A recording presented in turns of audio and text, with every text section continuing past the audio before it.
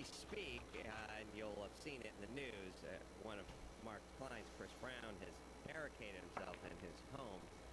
Um, I'm guessing, and I don't know if the dispute is over, and in the time that we're talking right now, that is as much as we know. Nothing has changed past that.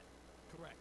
Which, if you turn into notorious, somebody's going to say, really, does Garrigus have his clients just going out there and trying to imitate for the pilot episode? But no, but that's one of the crazy things about the practices.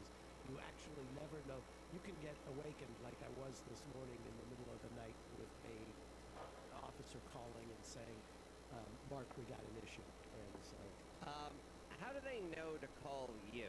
Does he tell them to call you, or are you on speed dial in terms of clients? well, there are certain clients and certain detectives I dealt with.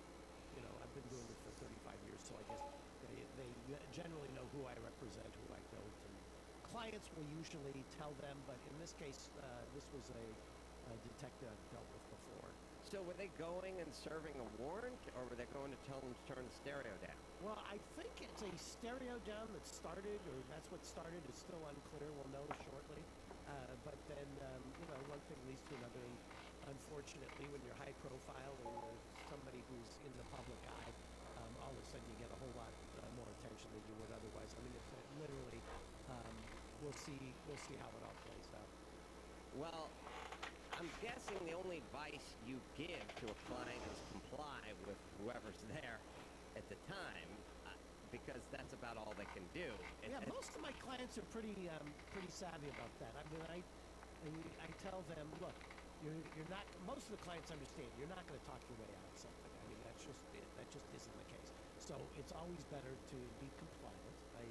That's kind of a given. And don't start asserting all of your rights, but just hand the phone to the officer and say, here's my lawyer. And call me. That's what I'm there for. Did you speak to Chris? Yeah.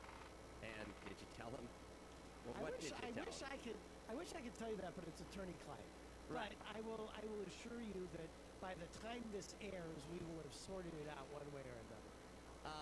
So, is the... I've talked about this before with you. I've been representing Chris for 8 years or so, and have developed kind of a avuncular uncle-nephew type relationship. I mean, as he's grown up and gone through all these things, I've been through quite a few with him. There is a certain father-son, uncle-nephew style relationship. So it would not be the standard. My conversations with him, and I'm not